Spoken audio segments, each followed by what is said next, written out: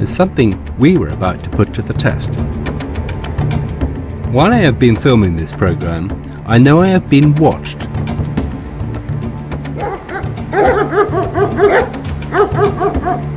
2 hours outside London is an old nuclear bunker, now used as a highly secure facility where companies protect and store private data. It is here that I was about to find out just how secure the technologies that track us really are. The first thing I saw as I entered the bunker was a monitor playing CCTV footage of me walking down a street in London.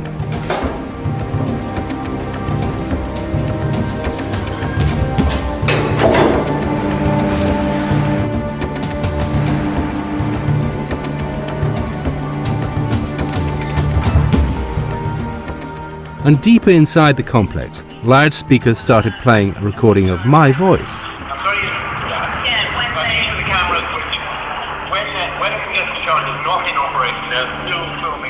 But the man who started the company based here has promised to explain everything. Adam Laurie is a security consultant who exposes weaknesses in high-tech systems. And while I have been investigating technology, it seems technology has been investigating me. Okay, so you probably recognise the voices. That's you having a meeting with Heather Brooke. He had somehow managed to make Heather's mobile bug one of our meetings.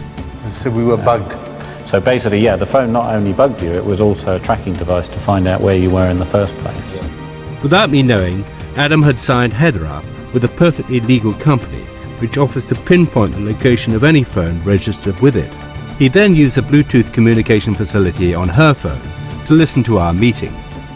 So I was able to bring up a map showing where that phone was, drive to the general area, scan the area for the Bluetooth. Once I found it, I then, I had a visual on you guys, so I saw you sitting there. I was in a cafe round the corner, yes. Initiated the connection, told the phone to ring me, and then recorded the conversation. Nice.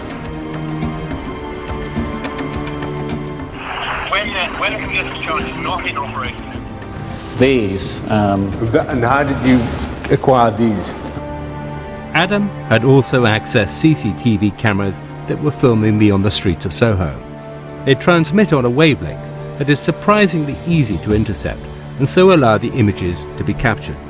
You were going to be going to this meeting in Soho, so I scouted the area beforehand with a simple handheld scanner and was able to record images from cameras pointing out on the street and capture you on your way to the meeting. Now, that's relatively harmless, they're just street cameras, but the same technology is used inside buildings for security. And actually, they're making the place less secure because they're broadcasting it to the world. So. I normally work at home and now have a wireless internet system. But apparently, this can make my personal emails and internet searches available to whoever wants to see them. Okay, so what's this here you got here? Okay, well, you should be able to recognise that. That's an email from you. And basically, I came to your house, sat outside, scanned the street for Wi-Fi networks, found your network, and then intercepted you sending that mail. Right, so anyone could do that? Anyone could have done it, absolutely. So you can use my phone to record conversations and track me, use other people's cameras to take pictures of me, snitch my email by sitting outside in the van with a bit of equipment. What else can you do? One other thing I heard that you've actually had a chip implanted in your arm. I have. See if I can read it. Do you know where it is? Yes, exactly? I know, it's here. Okay. So that should be your ID number. Yes, I remember the last 4 digits. So that can be read with an off-the-shelf commercial scanner. Now I've done that and I know your number. I have some blank chips which I bought over the internet. So is that what your chip looks like? That's exactly what it looks like. Right, so there's no reason I can't now program that number into that chip. Right. So have that implanted in my arm, and then I'm you. Then you're me. Yeah.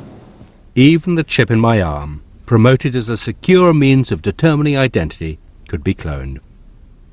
But Adam's most staggering revelation concerned a piece of technology that almost each and every one of us will soon be carrying.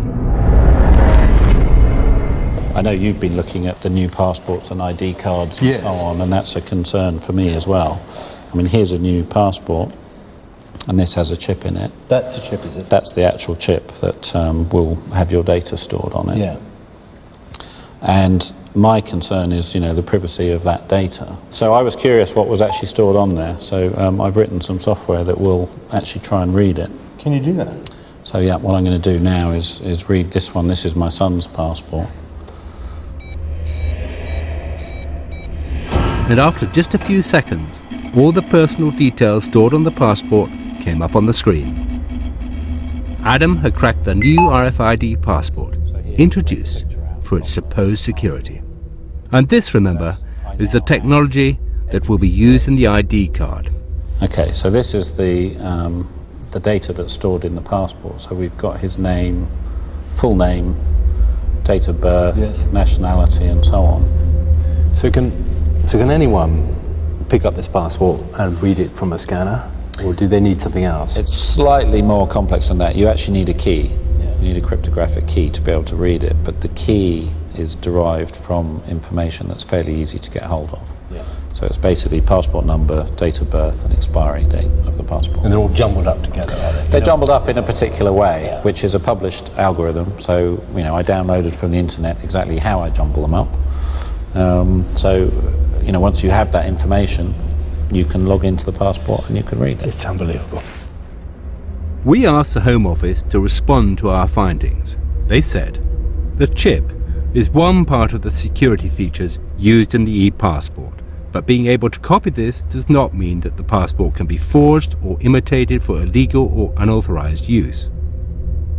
But the fact that we have been able to read secure data from the passport without opening it is still of enormous concern. These passports have only been out a few months, and my fear is that one day someone will be able to clone them. As it is, I don't feel they are keeping my personal information safe. And it's not just passports that have RFID. The new ID cards being introduced in 2009 will also have a similar chip. If you have very much the same technology on this as you've got in your passport, any old fool or anyone with a bit of know-how. Well, once the tools are out there, anyone who gets their hands on the tools, I had to write my own because the software isn't generally available, but, once the things are in circulation, it's all public domain stuff.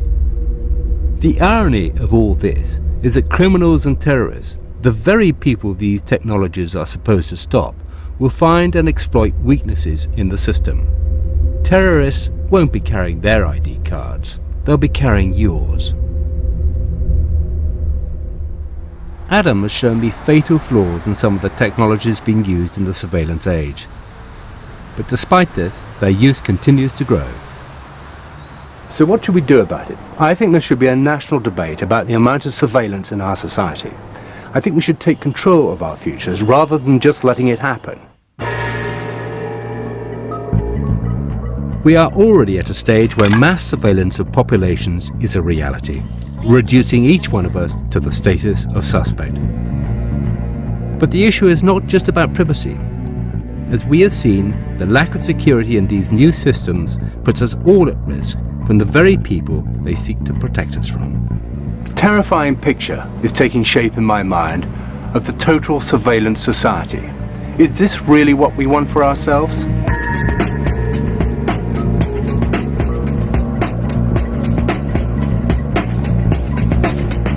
Drama next. Looks like Melissa might be getting some action in 30-something.